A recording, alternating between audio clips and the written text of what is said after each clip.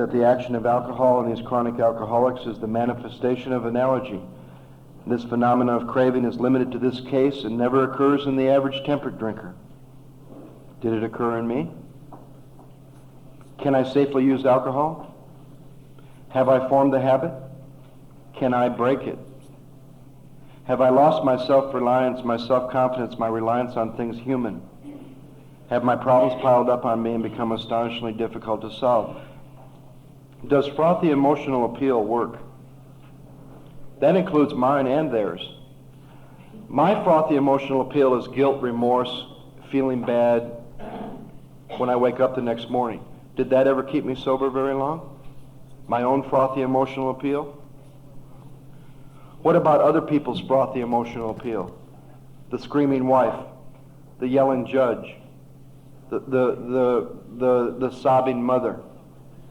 Does frothy emotional appeal work? Here's a great one for people that have been around the fellowship for a while. Do I believe the message that will not only interest but hold me here, do I believe it must have depth and weight? Something more than, I can't, he can, I think I'll let him, let's write inventory. Right? I love that when people try to break the first three steps into something like that. I think I'll let him. Oh, that's a nice thing to do, isn't it? Right? Oh, how nice of me. I think I'll let God. Right?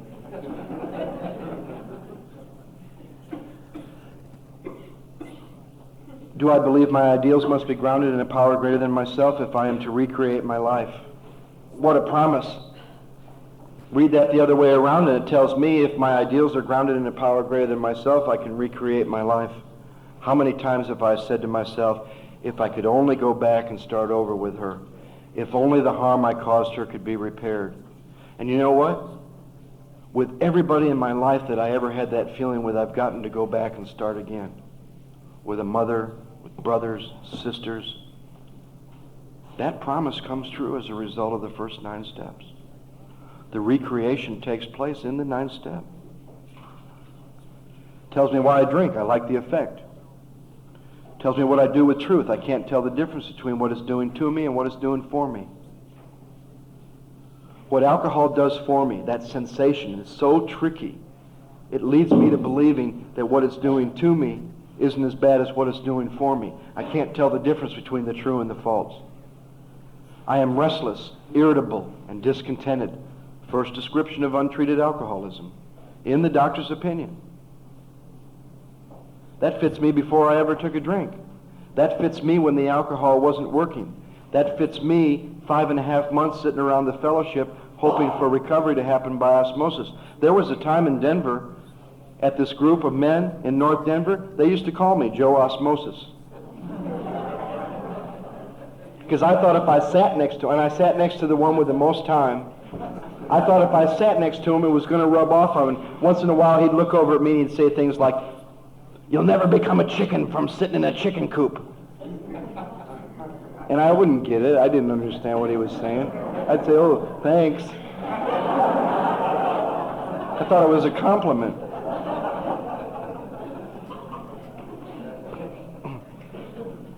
So I wish we had more time, but if you can learn to move through the doctor's opinion, looking and you'll find a lot more statements than we covered. Every possible statement that they make, turn it into a question for you. Do I believe that? Did that happen? Do I believe this? Is this me? Make those considerations in the doctor's opinion. The next part of this same section, looking at this craving, all this is designed to get me back in touch with what happens when I take a drink. What happens when I start to drink? What happens to me physically? I mean, if there was one pertinent question for this whole section that I could lay out for somebody, it would be, why am I powerless over alcohol physically once I take a drink? That would be the main question they need to answer from this whole thing, from the doctor's opinion to the top of 23. How do you use the first 8 pages of Bill's story? Well, put aside the differences and look for the similarities. Women can do this. Here's a man who was at war and been married and was a stockbroker Put aside everything he did that was different and look at how many similarities there are and concentrate on 3 different areas. Concentrate on how he thought and how he felt and how he drank. I've seen women go through those first 8 pages, mark 3/4 of it.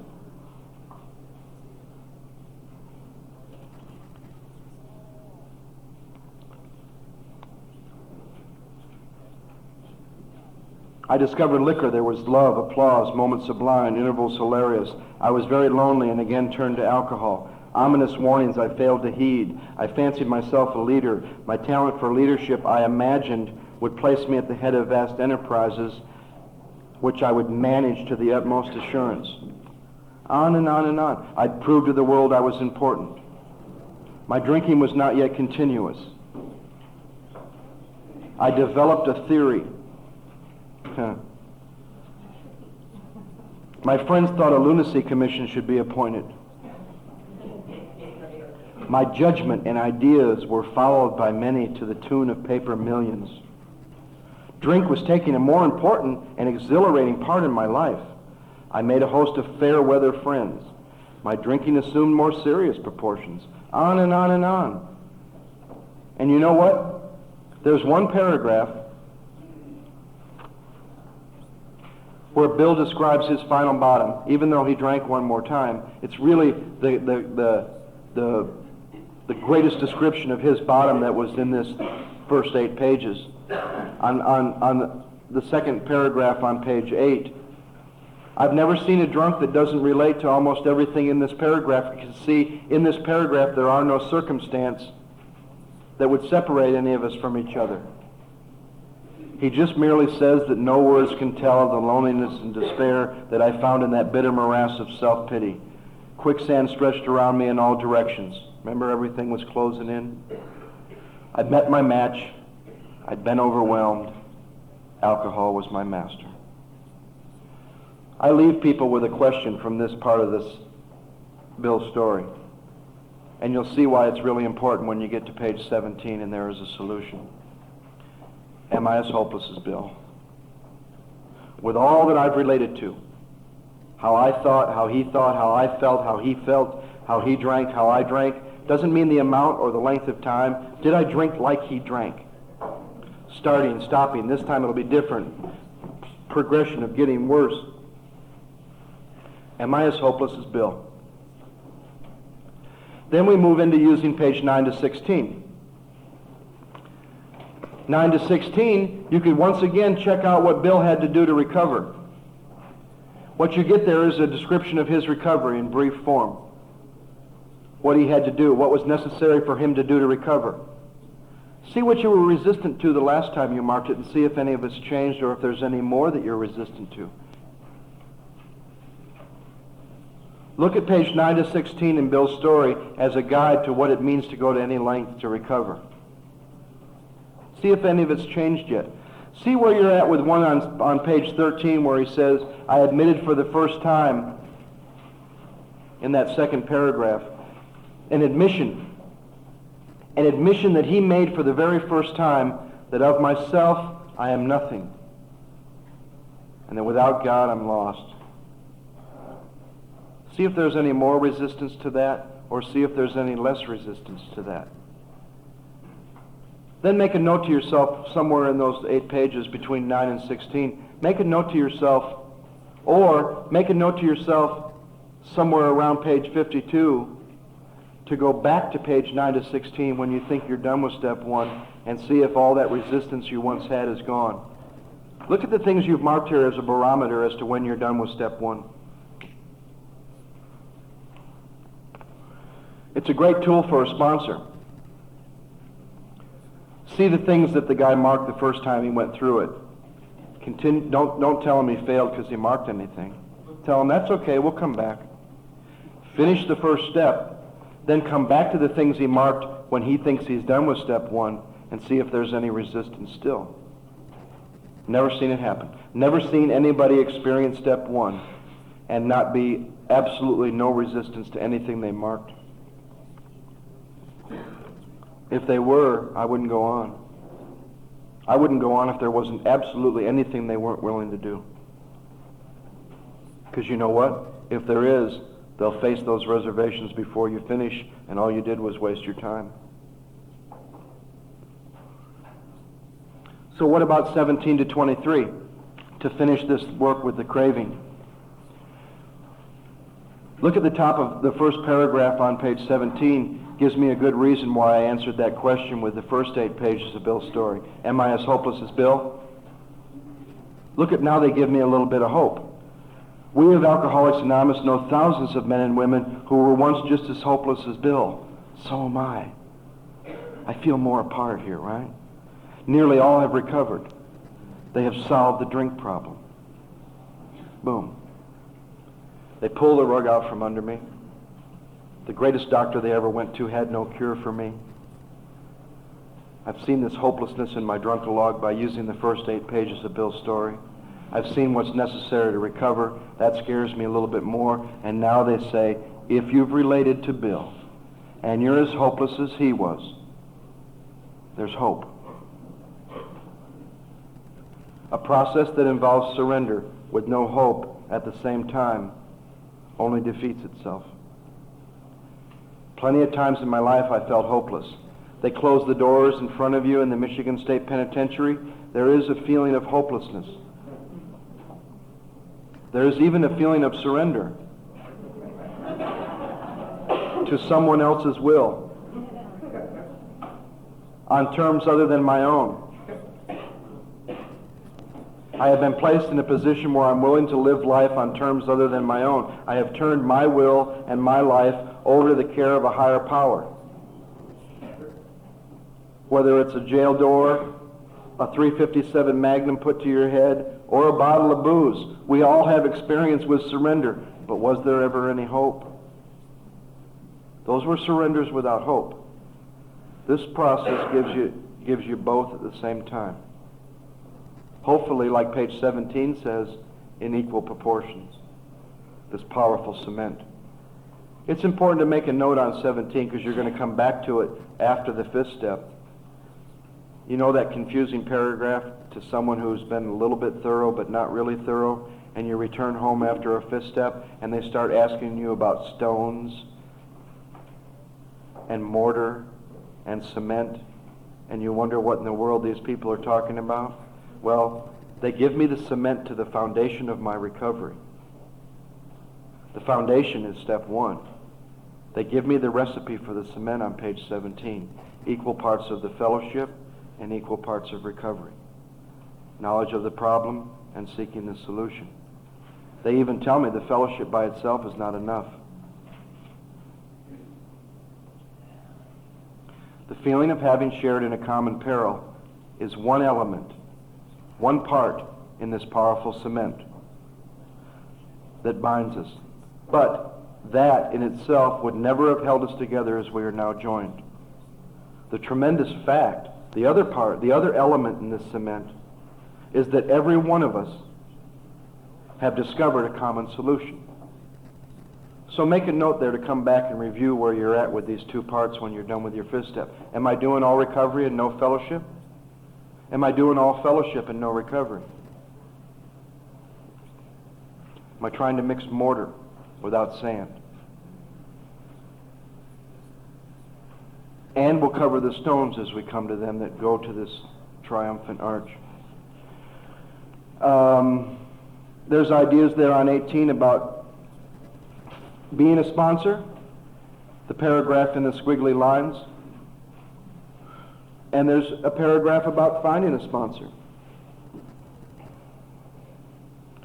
There's a warning on the next page that the elimination of your drinking is but a beginning.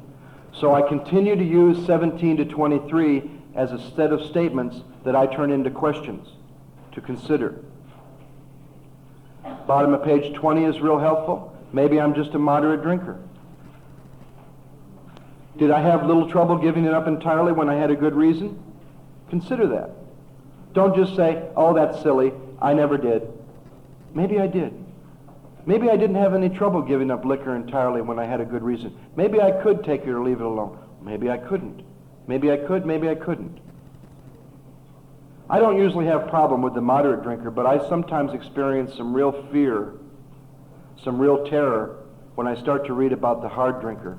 Because see, there's only two things that separate me from him. He can have the habit badly enough to gradually impair him physically and mentally. It might even cause him to die a few years before his time.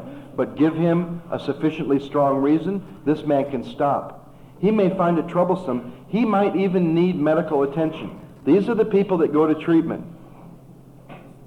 With whatever reason they go to treatment, and they come to our fellowship, and they find everything they've ever wanted in the fellowship, and they just get better and better and better, and they don't have to do anything, and they just piss us alkies off.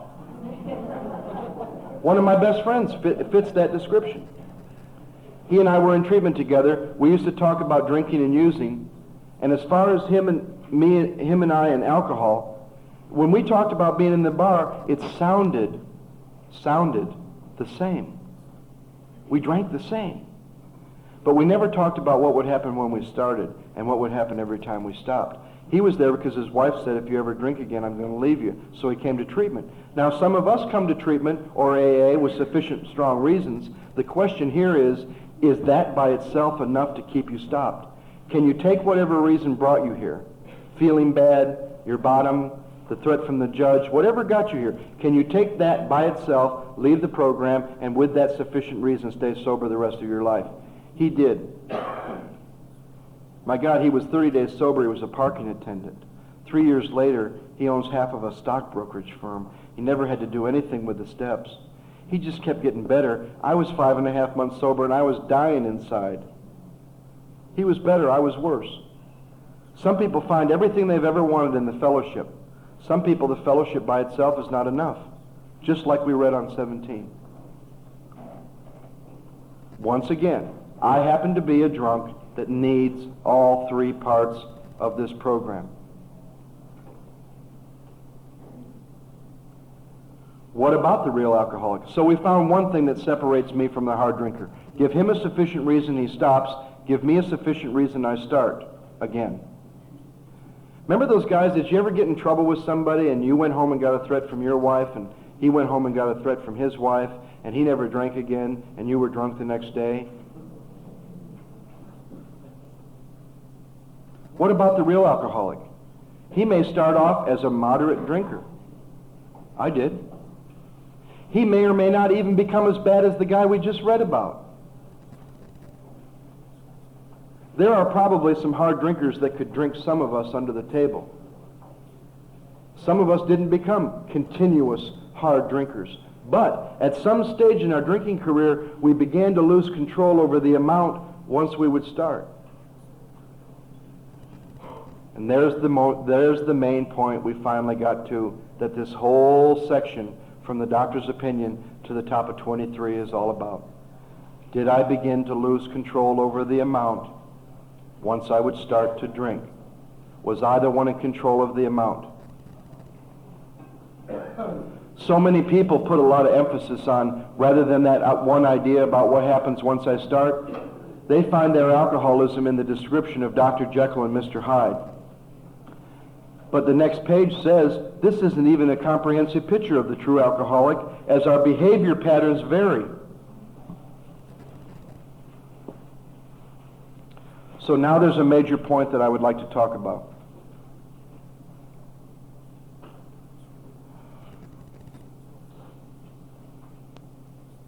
When I was new, some men sat down with me one night and they asked a very dangerous question.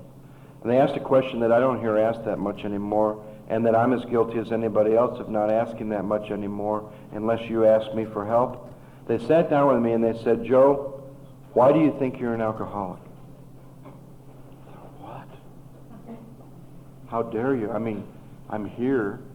You know the old philosophy, if you're in the room, you're in the right place. I'll tell you what, I've met some people in these rooms that are absolutely not in the right place because I've helped some of them find that out and they got free. They said, why do you think you're an alcoholic? I said, well, I've been to treatment 10 times. They said, wrong. A lot of hard drinkers go to treatment more than once. Maybe you're just a stupid hard drinker with a great Blue Cross Blue Shield card. And you know what? Some of us have never been to treatment. What does that mean? We're not. And I started to see what I was doing, and I said, but alcohol put me in the Michigan State Penitentiary when I was 19 years old. They said, wait just a second. What did you get convicted of that put you in the Michigan State Penitentiary? I said, writing bad checks. They said, then writing bad checks put you in the Michigan State Penitentiary. And you know what? A lot of hard drinkers go to the penitentiary behind booze, people that can drink tremendous amounts of alcohol and get in trouble behind it, that are about as much alcoholic as the man in the moon, and some of us have never been to the penitentiary. What does that mean? We're not? And you know what my ego had done? My ego had used the things that separate me from you to tell you why I'm one of you. My ego had won again. That's the function of my ego. The function of my ego is to separate me from you, and I was using our common differences to tell you why I had our common problem. And these men started to share their experience, strength, and hope with me that we could look at a common problem. And one of them was sitting there, and he'd never been to treatment. He'd never been to the penitentiary. He had never gotten in trouble. And he started talking to me about 2 points when it comes to drinking. And all of a sudden, he and I had a common problem.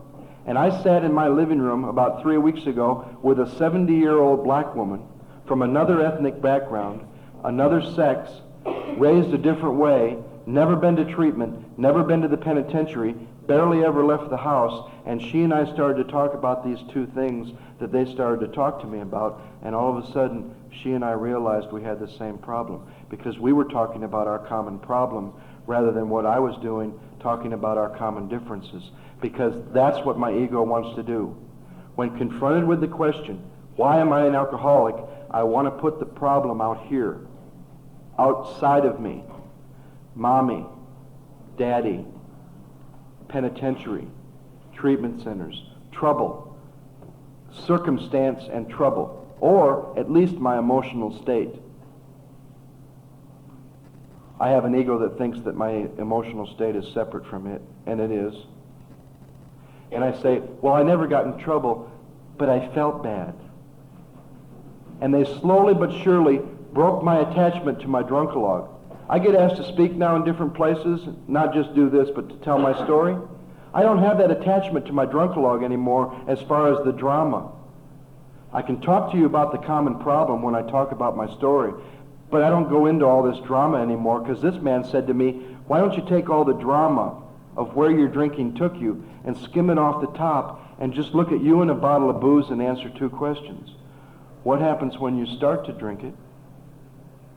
And what happens every time you stop drinking it?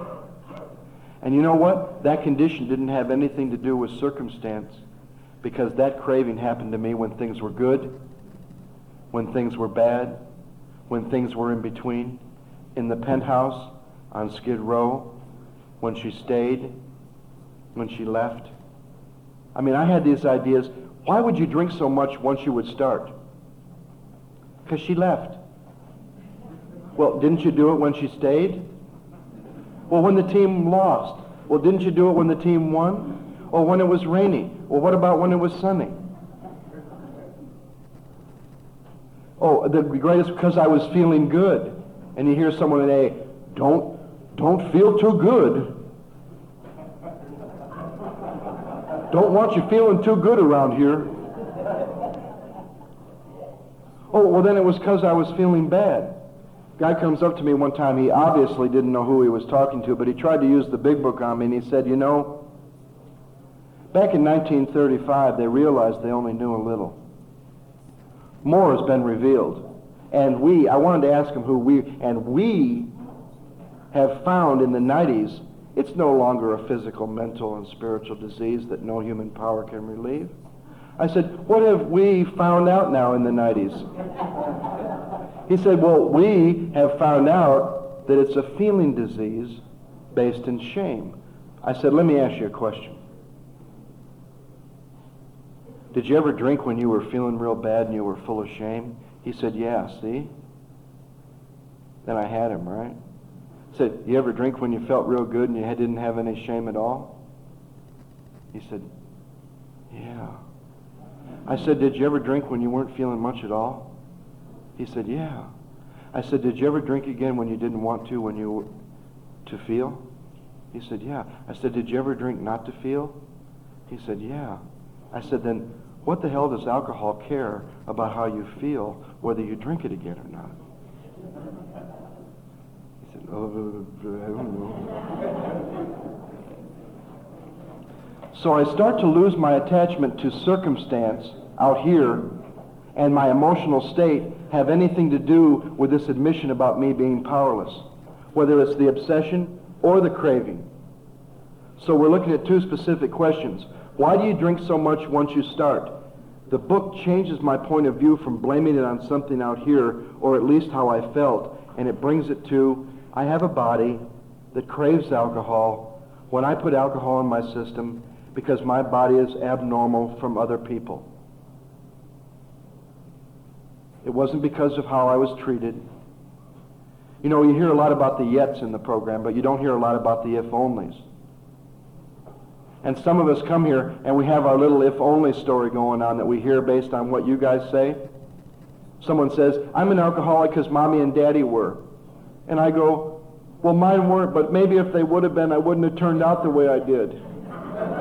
If only they would have been, if only he would have been, if only I hadn't gone there, if only I hadn't hung out with those guys, because the ego wants to keep your focus on what the problem is, on something outside of yourself. And I'm sitting in my first 90 days with my little if-only story going on, and somebody told my if-only story, and he turned out just as sick as I did. And the lie got smashed. So what is it that I need to be convinced of when I get to the top of page 23? The top of page 23 says, my experience should abundantly confirm that feeling good or feeling bad or not feeling much at all, or doing good or doing bad, or in the penthouse or in Skid Row, or however things were going, or however I felt, I am positive that when I put alcohol in my system, something happens once I start that makes it virtually impossible for me to stop. Does my experience abundantly confirm that? And you either go back and you keep covering it, or you go on. I think most everyone in this room would know when that was not just an idea up here in your head, but a reality down here in your gut, and you've experienced it at an experiential level. Like the difference between what you thought you knew about what it would be like to have an orgasm the day before you had one, and what you knew it was like to have one after you had one. That's the difference between knowledge and experience. Then I begin to move from 23 to 43.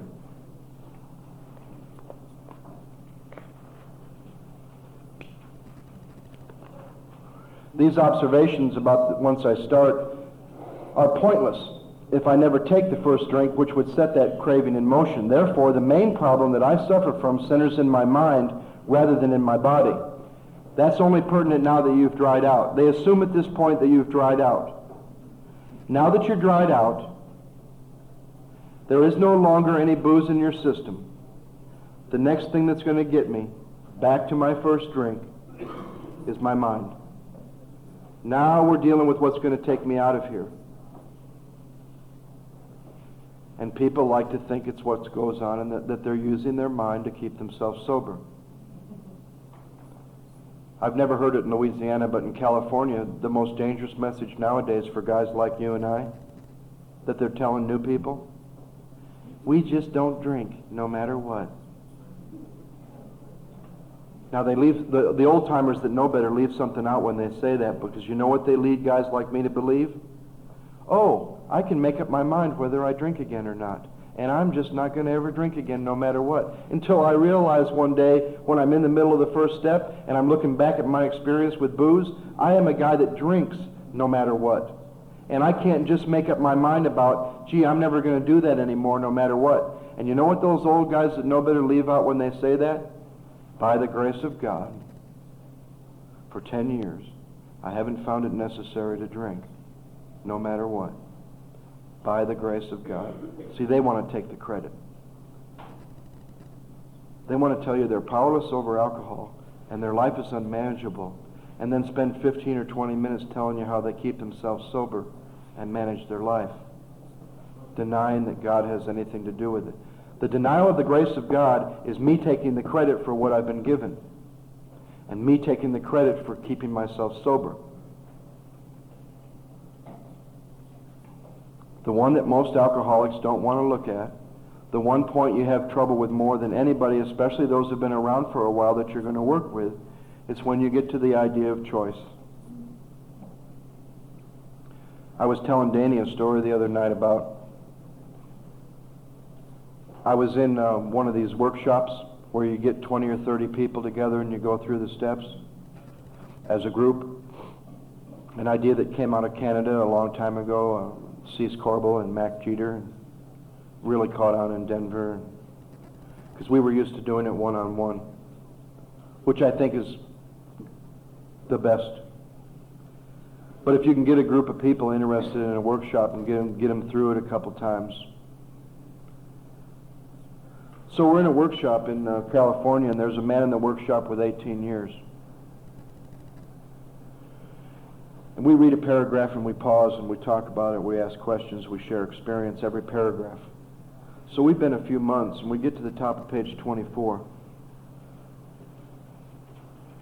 And it says, at a certain point in the drinking of every alcoholic, he passes into the state where the most powerful desire to stop drinking is of absolutely no avail. So the question came up, do you think the only requirement for membership is the only requirement for sobriety?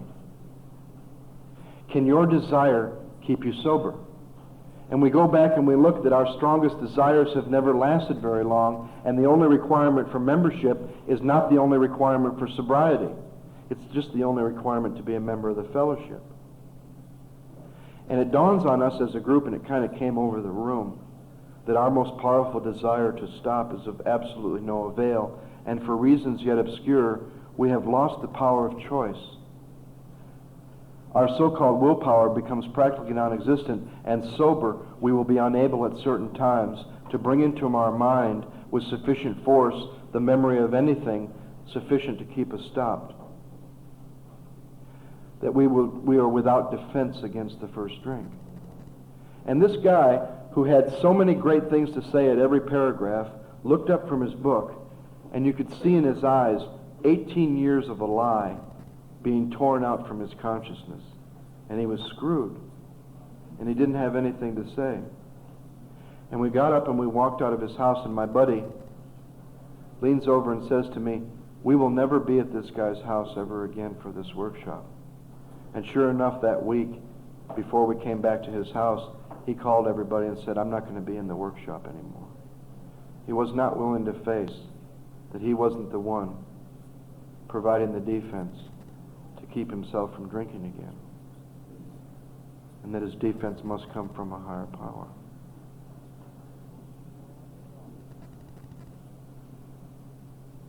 When this sort of thinking is fully established in an individual with alcoholic tendencies, he has probably placed himself beyond human aid. Question. When it comes to me, now that we're moving from 23 to 43, keep in mind we're looking at the mind before the first drink, once I've stopped. The craving has to do with once I start. The obsession has to do with now that I've stopped. The most beneficial thing to make what I said yesterday real, and I said yesterday the steps can be a real as to where you currently are. Bring both of these ideas into the present. Now, I've seen the craving in my past in my 17 years of drinking. Do I believe that craving would happen to me today, 10 years sober, if I was to pick up a drink? You know in here in a minute where it says, there must be no reservation or any lurking notion that someday I'll be immune to alcohol. That's the line we work at, to look at the first step currently for me today, to bring it up into the present so I can experience it in my consciousness. Do I believe the craving would happen to me today if I was to take a drink? Now, we're into the obsession. Do I believe that obsession could happen to me today with all I know? with all I've experienced. If the power and grace of God doesn't continue to be there, do I believe the time would come that I would be without defense against the first drink? And that's the one, when I see where I am with booze today as far as the obsession, that could happen to me this far away from my last drink, that really begins to create the tension necessary to move you into the second step.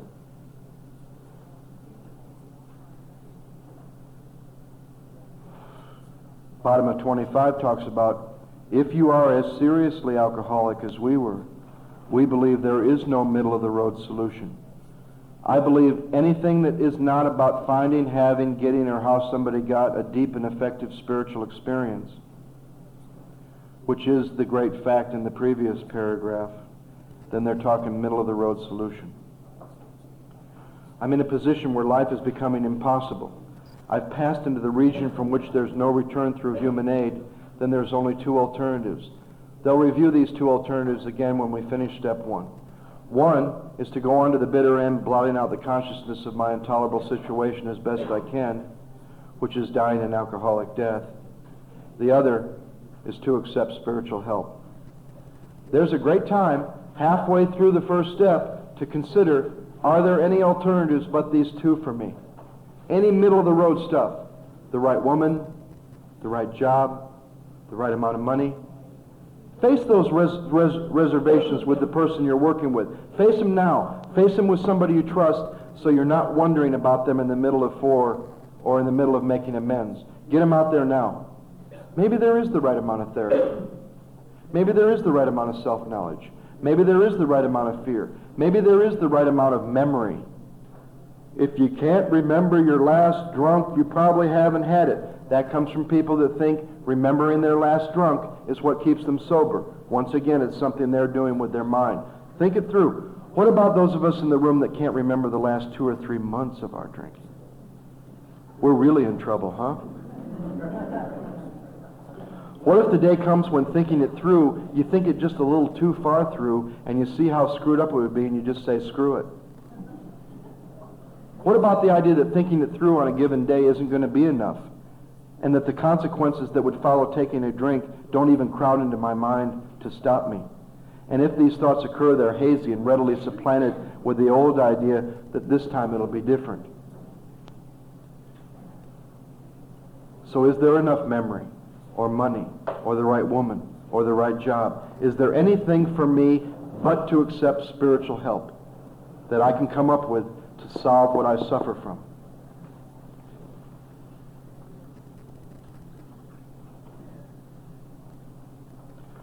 Carl Jung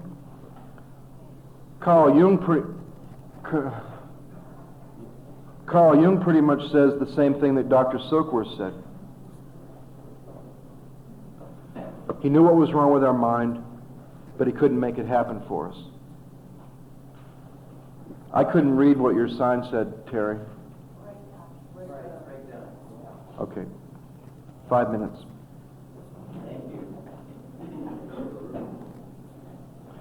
Dr. Silkworth knew what was wrong with us physically, but he couldn't produce the essential psychic change.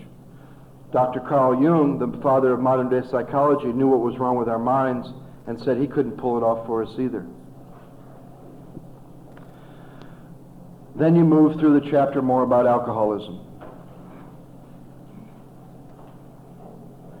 Let me read one part in the second paragraph on page 30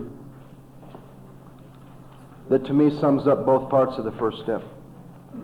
We learned that we had to fully concede to our innermost selves that we were alcoholics. This is the first step in recovery.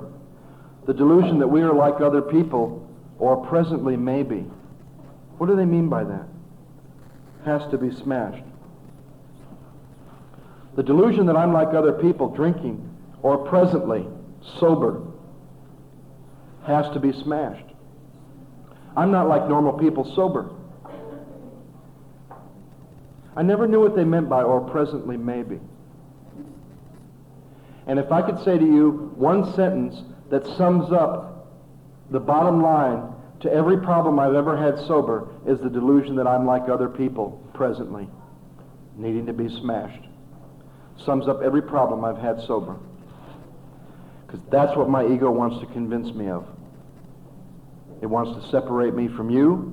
It wants to separate me from what I really am, which is an alcoholic. And it wants to separate me from God just long enough for me to drink.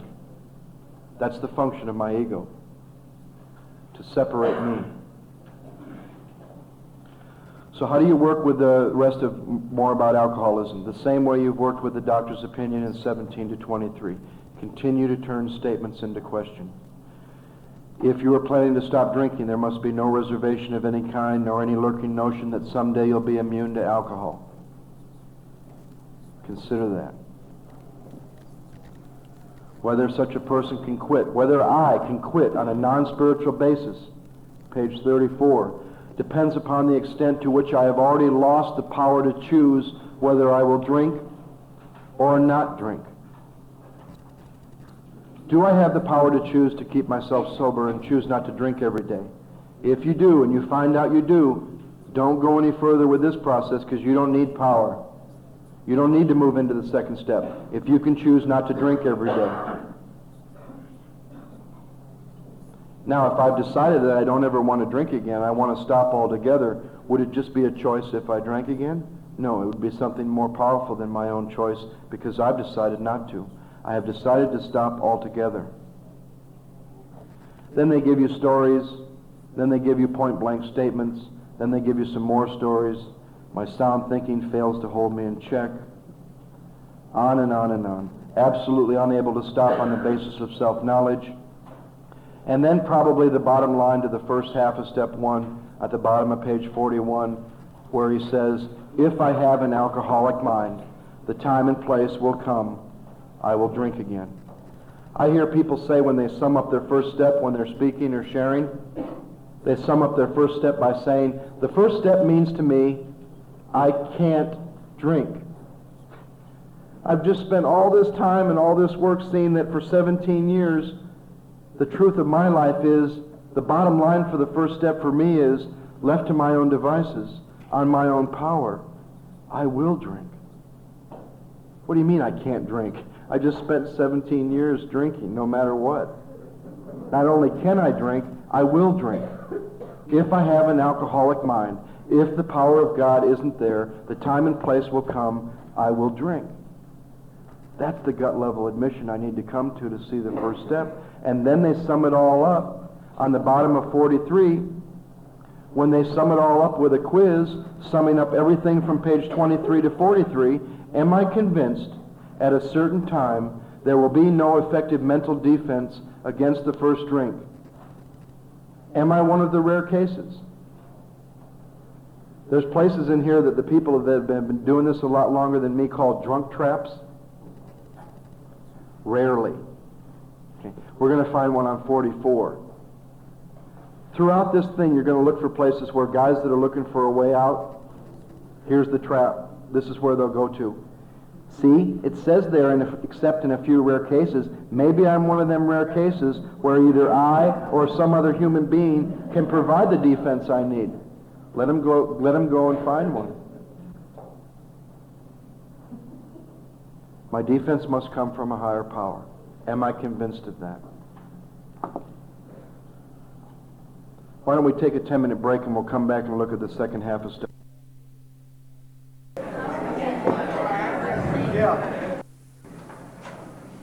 We've covered 3 sections of the book and 1/2 of the first step.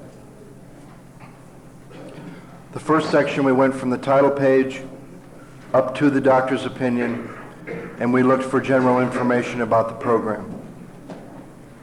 We started the first step at the doctor's opinion, and we worked up to the top of page 23, looking at the body after the first drink. We learned how to turn statements into questions. We learned how to mark the first 8 pages of Bill's story, looking for the progression of our own disease. We learned about looking at page 9 to 16 in Bill's story to find out what's necessary to recover and what it means to go to any length, seeing what we're resistant to, what we're unwilling to do, as a barometer as to when we're done with the first step. We talked about using 17 to 23 as more questions to consider. Does the craving happen once I put alcohol in my system? We then looked at another section of the book from 23 to 43, looking at the mind before the first drink. We learned how to turn statements into questions through those pages. You make those considerations. I did not get to stop at every paragraph that's important, because every paragraph is important. We would have to read it and make those considerations, but my hope was that I could give you some tools and some ways of looking at the first half of the first step in two parts, physically and mentally.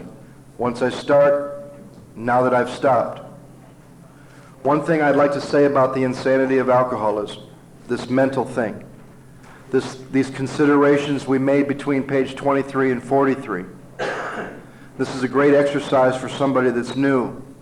And if there's anybody in the room that is new, here's the way they did it with me. Think of because I was under the assumption that the insanity of alcoholism was the crazy stuff I do under the influence. This man sat down with me and he said, "Joe, make a list of the 10 craziest things you ever did." And I made this list: armed robbery, etc., etc., etc., etc.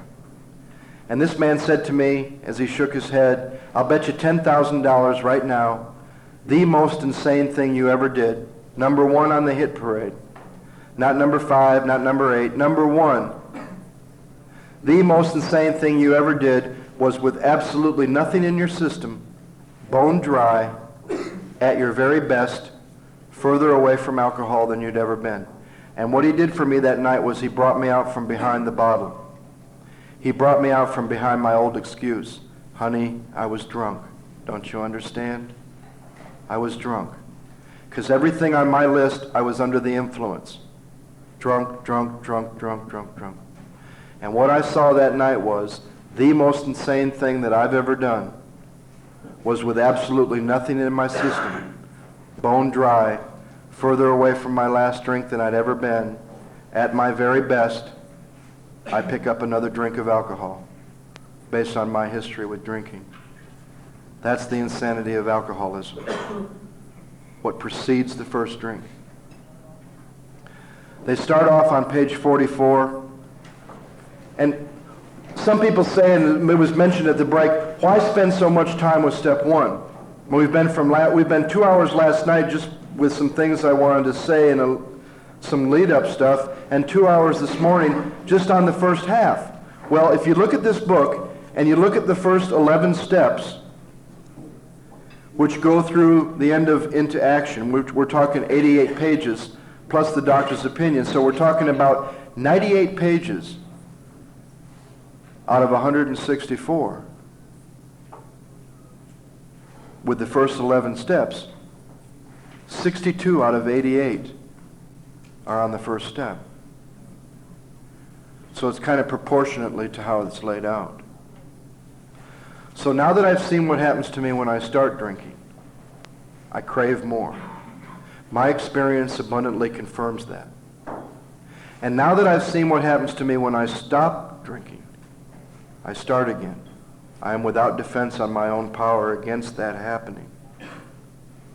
We now move into the spirit, the root of my disease, the spiritual malady. We're going to use 3 pages in this section, section number 4. We're going to use page 44, we're going to use page 45, and we're going to use the middle paragraph on page 52. This is not about God. This is about me managing my life on my power. Me on my own power. Can I manage my life? I think with the craving, the pertinent question would be, why am I powerless over alcohol once I start to drink? I think with the obsession, the pertinent question would be, why am I powerless over alcohol every time I stop? Now, the pertinent question would be, why is my life unmanageable? So we've gone body, mind, spirit. We're now in the second half of step 1. And what they say here is that in the preceding chapters, You've learned something about alcoholism. They hope they've made clear the distinction between the alcoholic and the non-alcoholic. And then they repeat the very 2 points that we've just spent 53 pages to get convinced of.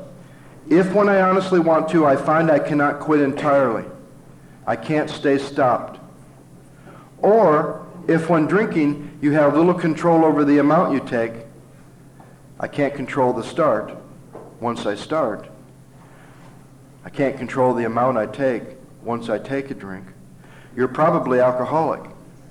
Now, in that last statement, if when you honestly want to, you find you cannot quit entirely, or if when drinking you have little control over the amount you take, you're probably alcoholic, what would be the one word that if somebody's looking for a way out and they're not really convinced yet, what's the one word they would go to and say, see, I don't have to have both. I only have to have one or the other.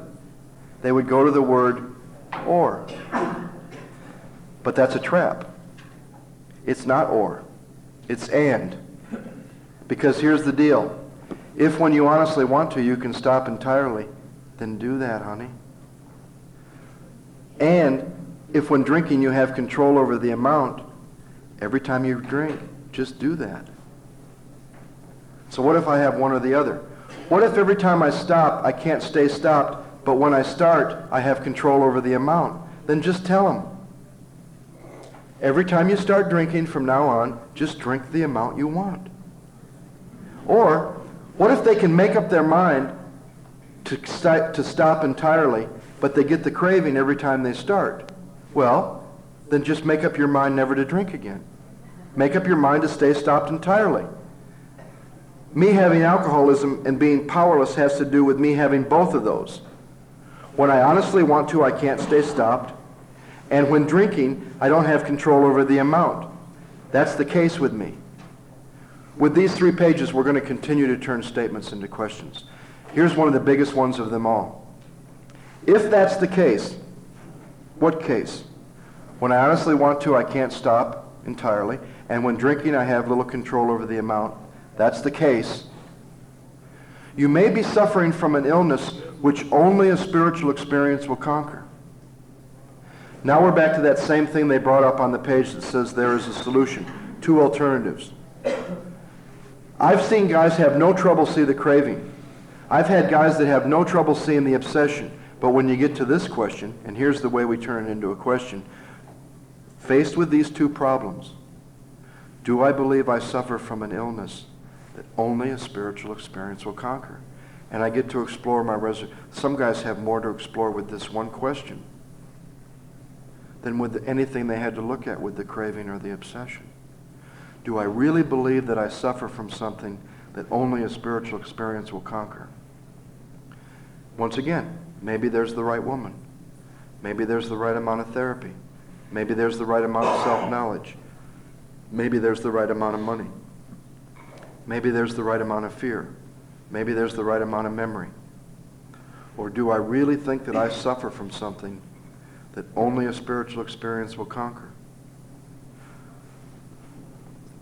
Bottom of the next paragraph, they bring you to those 2 alternatives.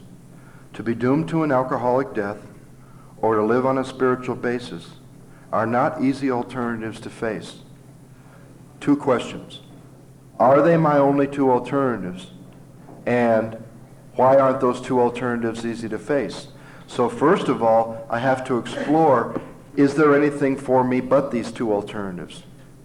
Anything but going on as best I can, dying an alcoholic death, which might mean living a lot longer feeling the way I'm feeling, or accepting spiritual help. Are there any other alternatives for me that I can come up with, that I've ever tried, that I think might work now, or that I'd like to explore other than moving on with this?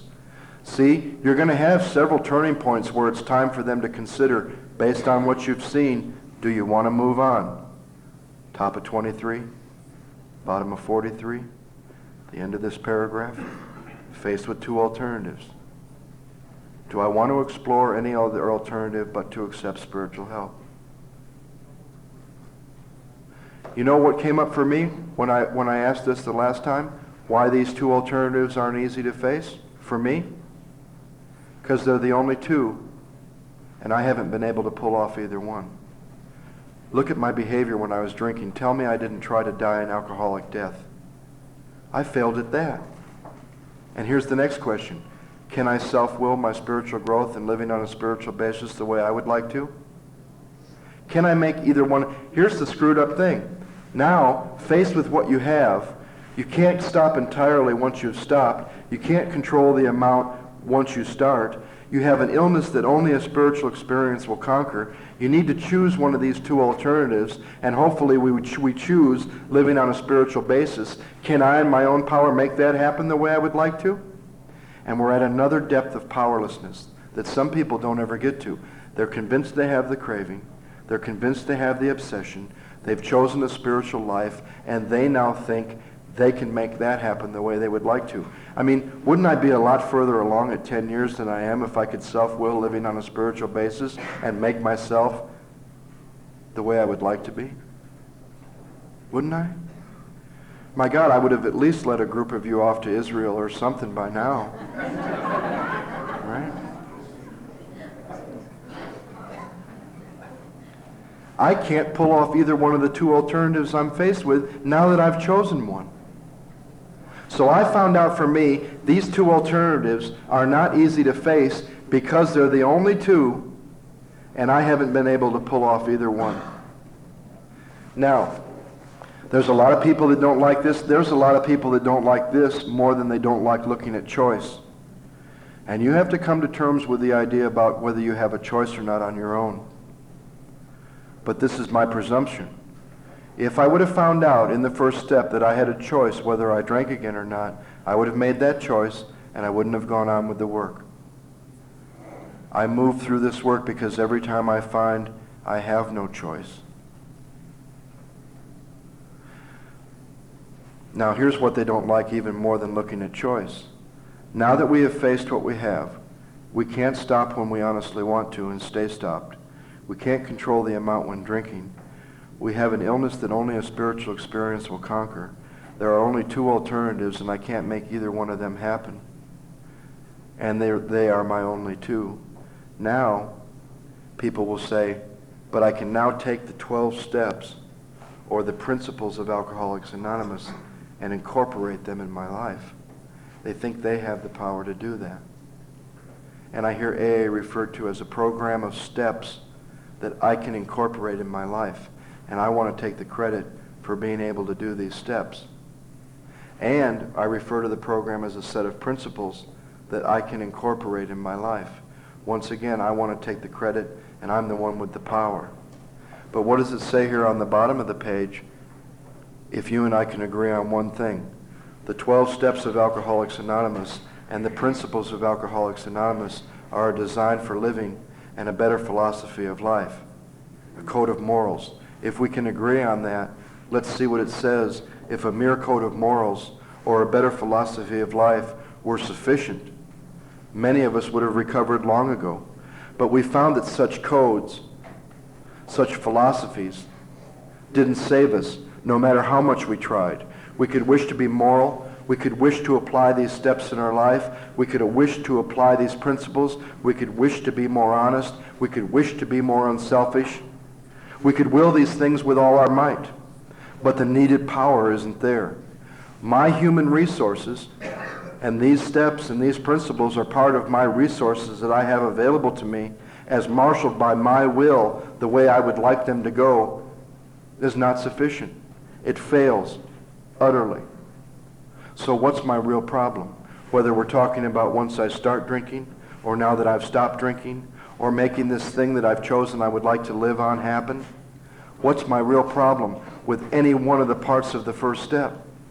Lack of power. Lack of power.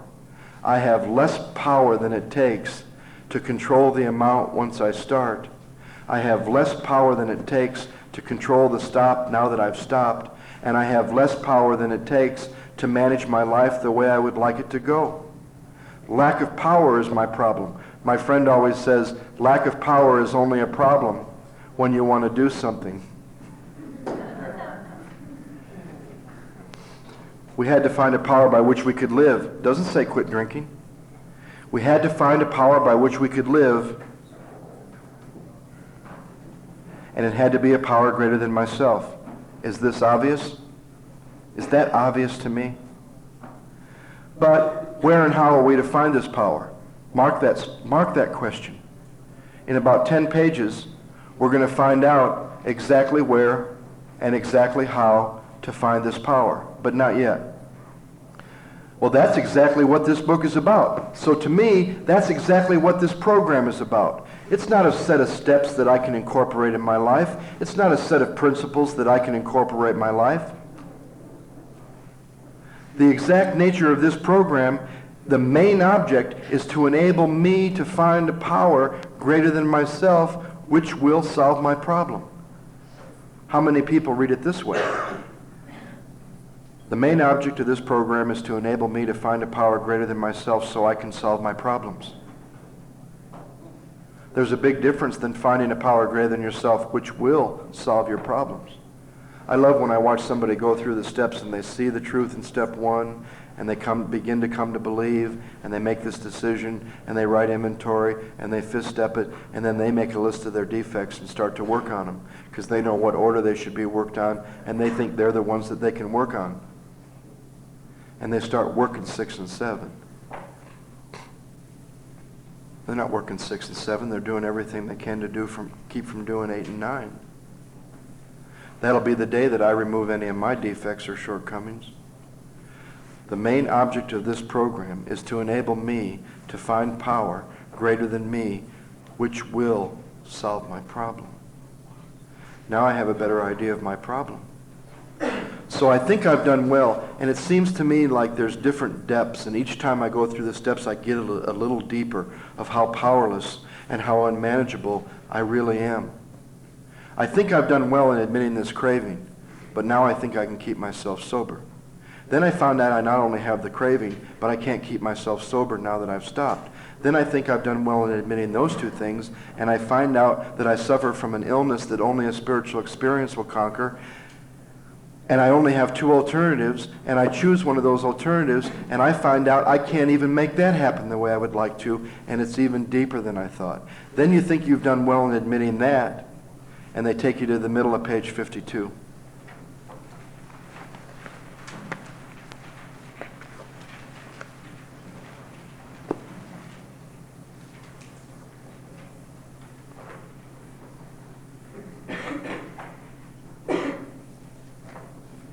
Middle paragraph. We had to ask ourselves why we shouldn't apply to our human problems this same readiness to change our point of view. I love the way they say that. This same readiness to change our point of view with the unmanageability as we already have. This same readiness to change our point of view. You know why I like how they say that? Because I ask myself, what same readiness? Well, the same readiness I was willing to change my point of view, or it was changed for me, looking at the obsession and the craving. So how was my point of view changed by looking at the craving? From out here, being it their fault, or this fault, or that fault, or how I felt fault, to bringing it in on me,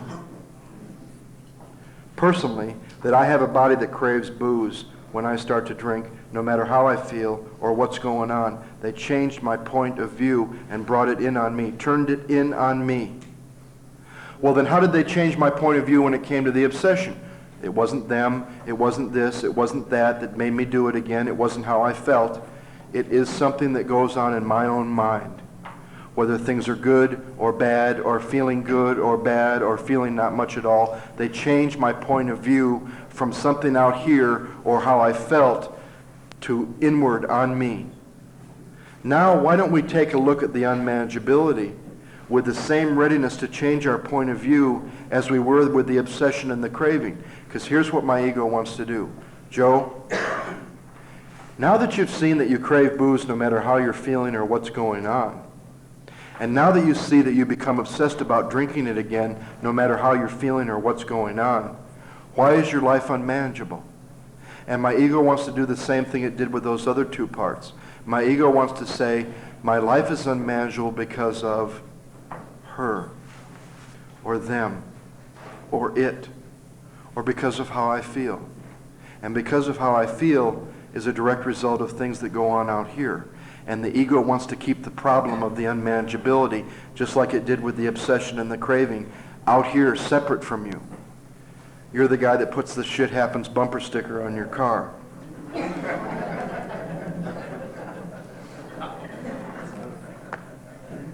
You're the guy that's been sober forever and you're on your deathbed. God forbid. And your wife is right there in the hospital with you. And you look up at her and you say, honey, after all these years I've realized something. She says, what's that? He says, well, you were right there that time I got shot and you stood by me. And you were right there that time that I lost all our money and business and you stood by me. And you were right there that time I had a stroke. You were right there and you stood by me. And after all these years I've realized one thing. She says, what's that? He says, you're a frigging jinx.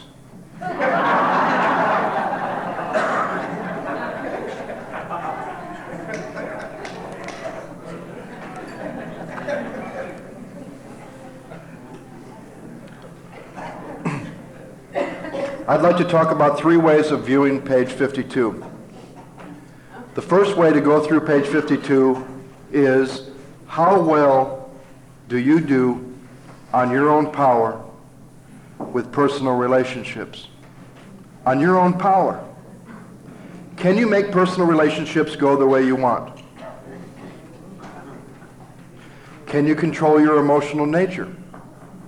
On your own power. What about misery and depression? Can you make misery and depression? Actually, what you're asking yourself is, can you make the promises come true? Because these are the opposite of the promises. Can I make misery and depression disappear on my own power? Can I make a living satisfactory enough to keep me sober? Can I make a living go the way I want it to? Can I make my life go the way I want it to? Can I make uselessness disappear? That feeling of uselessness. Can I make fear disappear? Can I make myself happy? Can I, on my own power, be of real help to other people? So I approached this paragraph from that point of view. Me, on my own power, can I manage these things? Then there's a way to connect this back to booze. Go through the paragraph a second time, looking at it from this point of view. If each of these areas was exactly the way I wanted it to be, would that be enough to keep me sober? Because those of us in the room that have had personal relationships when they were working were able to control our emotional nature. Misery and depression was gone. That feeling of uselessness was gone. The dream had come true. We weren't full of fear. We were happy. If I could make, now we're talking about, if I could make each one of these exactly the way I wanted it, would that by itself be enough for me to stay sober? Then the one I hate, because it's the one for those that have been around for a while. And here's the proposition. See, the first time we looked at it, how well do you do on your own power? And I look back through my life, and I see the only thing that was ever able to treat these bedevilments was alcohol. A power greater than myself that did for me what I couldn't do for myself. Me on my own power, I can't make these things go the way I want them to. Then we looked at, if they were exactly the way you wanted them to be, would that be enough for you to stay sober?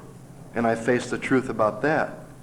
Now the one that I hate, because it's about those of us that have been around for a while, with where you are right now, how well have you done with these areas with the power and grace of God that you've been given up to this point? With the power, what do I do with personal relationships? Can I really do with my emotions what the 10th and 11th step describe I should be able to do? Can I use the power to be free of misery and depression? How well have I done with God? And it brings me to the truth about the state of my being 10 years away from my last drink. Now, if I can bring each of the three parts of the first step current for me today, whether you're doing it for the first time or whether you're doing it for the umpteenth time, can I see each of these three parts of the first step currently today? If I was to drink, do I believe that craving would happen to me today? Could that obsession happen to me this far away from my last drink? And with the power and grace of God that I have been given up to this point, how well am I doing with these areas of my life further away from my last drink, supposedly with power at this point? Do I have a desire to go beyond where I am? Moves me into the second step. And you know what I see a need for? I see a need for power. My friend always says, none of us will ever go to the second step in a good mood. If there is any virtue left in this decision, in this consideration of me needing power, if it's just a nice idea, if my alcoholism is just a bad idea or a reflection on the past, if this idea about going to God is some kind of a good idea, I should frolic off to God with my sponsor, I have not done step one. What would be another good barometer at this point? Having finished the first step, go back to page 9 to 16 in Bill's story and see if there's any resistance to the things you marked the first two times you went through it. So let's look at the major one. Can I at this point admit, now that I've seen what happens to me when I start to drink, and that could happen today if I was to take a drink, and now that I've seen what happens to me every time I stop drinking, and that could happen to me today, this far away from my last drink, and that's down here in my gut, I believe that. And now that I've seen where I'm at with the state of being on page 52, and I think that paragraph describes three things: untreated alcoholism, the unmanageability, and the spiritual malady. I think those three things are the same. The spiritual malady is the unmanageability, and the unmanageability is untreated alcoholism. Now that I've seen where I'm at with those things today,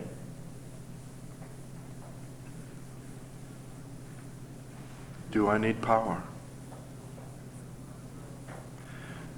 Those of you that have been around for a while, the next time you talk to a guy having trouble with step 2, he'll come up to you after a meeting or something, or you'll hear him talk in the meeting, or you're sponsoring him and you're sitting with him at your house, and he says he's having trouble with step 2.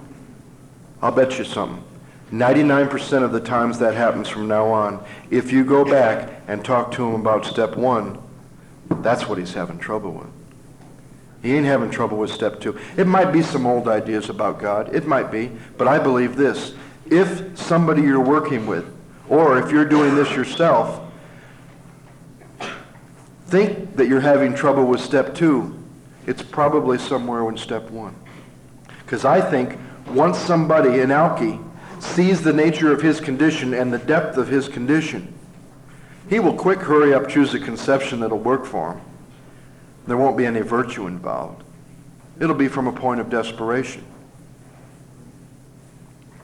My point of desperation, 10 years sober, is that I need this power in my life. And we move into the second step.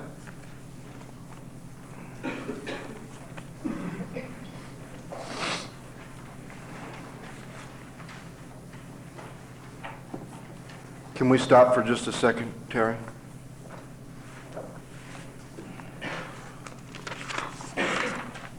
Three pages says a direct turning point. If we got to the top of page 23 and their experience didn't abundantly confirm that once they put alcohol in their system, something happens, which makes it virtually impossible for them to stop, we wouldn't go any further. Or if we got past that and their experience abundantly confirmed that, but we got to the bottom of page 43 and they weren't convinced that their defense must come from a higher power and that at a certain time, you know what the scary thing is about at a certain time? I don't know when that might be. Could it be feeling really good?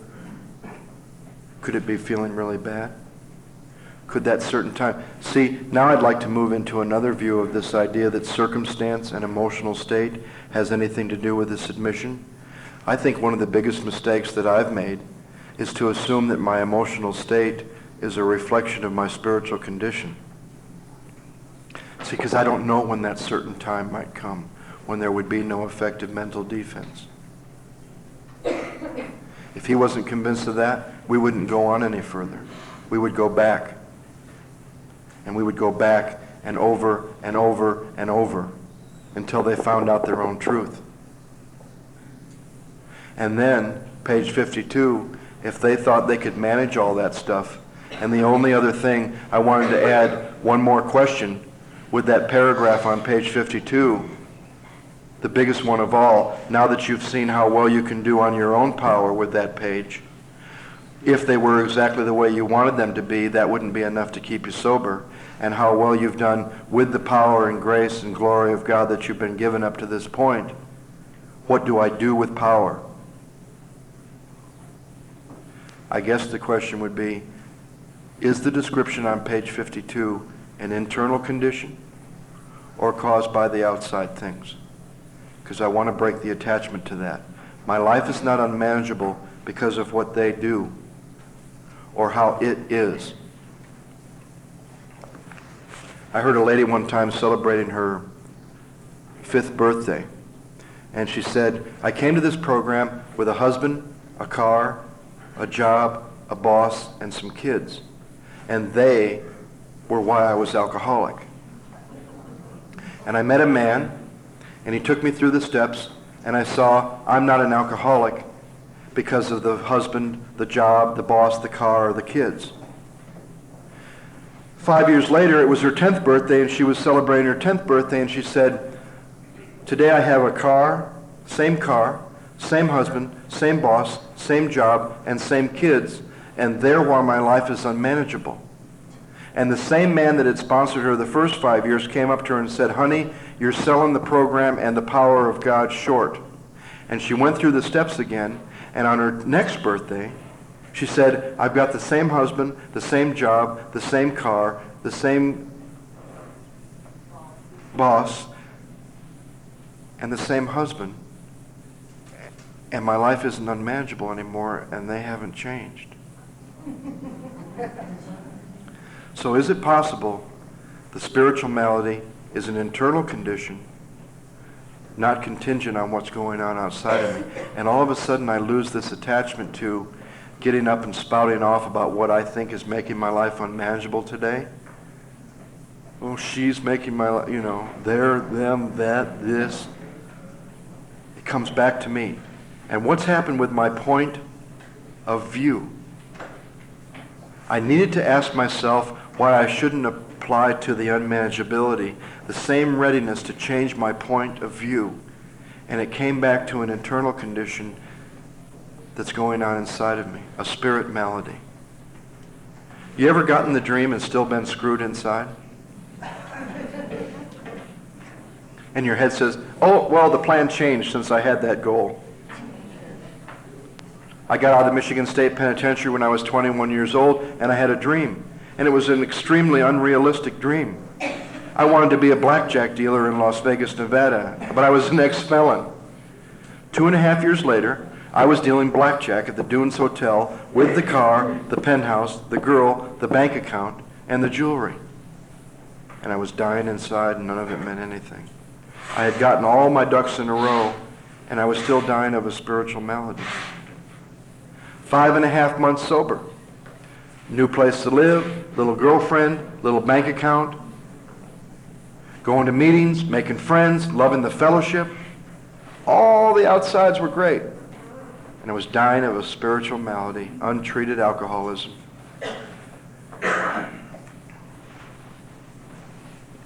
I'd like to look at the second step in two parts. The only thing about this is, and it's taken a long time for me to become familiar with this chapter, and this I did not know for a long time. And it's not divided into half and half. We're going to look at one exercise through the whole chapter, we agnostic, and we're going to look at the second half by using the whole chapter. This is all new to me since this last time through the work, so bear with me. It was important that I understood the difference between an agnostic and an atheist. And the way I understand that is, an atheist says there is no God. God does not exist. An agnostic says there might be a God for you, but he certainly doesn't have anything to do with me personally. That's my understanding. I'm not an atheist. I have come to believe and turned my will and my life over to the care of some of the strangest higher powers you could ever imagine, including booze, especially. But I am an agnostic. Now here's the deal that's hard for someone that's been around for a while. Is it possible? In my group, a couple of our meetings each week, on one on Tuesday and one on Thursday, besides our other meetings, we allow questions. You can ask the who spoke, the 20-minute speaker, you can ask questions, or you can ask questions of anybody in the group, and they allow crosstalk. And in our group, you always know you're in trouble when somebody says, they start a question with, is it possible? You might as well just duck because you're screwed. You're in trouble. That's it. Right? But here's the proposition. Is it possible that at 9 years, or 10 years, or 15 years, or 20 years sober, with all this experience you can't write off to you doing, amazing things, miracles, absolute experience with the power and grace of God, is it possible, going through this work with that amount of time, you could find some areas where there's agnosticism? I have found them each time. I don't have any problem with God has removed the obsession to drink. I know, and as big as my ego can get, it doesn't take the credit for that. I have never tried to take the credit for that. I've denied his grace sometimes, but I've never really bought that I made this thing happen. Plus all the other stuff just in 10 years. But what about this little area over here? And I kind of refer to, well, old HP needs my help with that area. Then I all of a sudden become his co-worker, right? I'm not really sure. I'm not really sure if God can take me any further in that area. So is it possible that once again, the chapter to the agnostic can be as real and alive and current wherever you are going through these steps, whether it's the first time or the umpteenth time? Can this chapter be as real for me as making my truth about booze real for me in the first step? And I have found out each time this chapter and the propositions that it asked me to consider are as current as my own first step.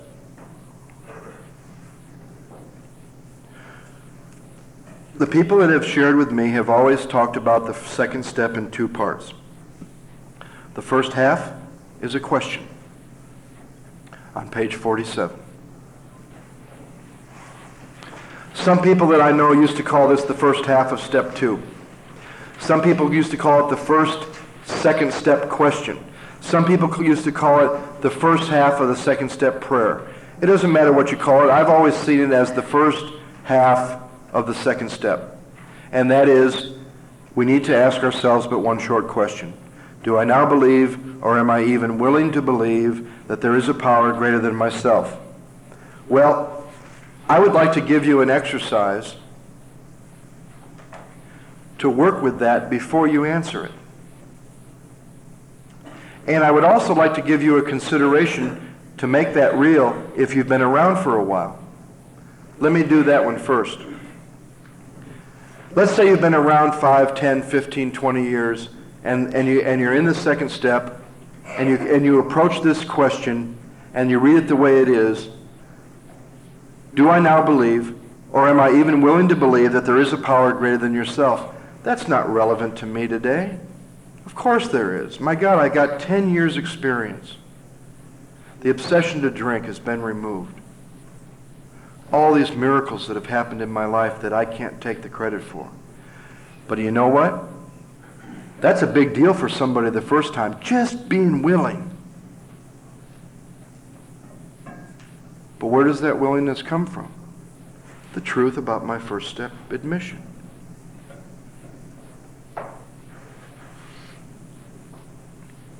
But what if you added something to the people that have been around here for a while?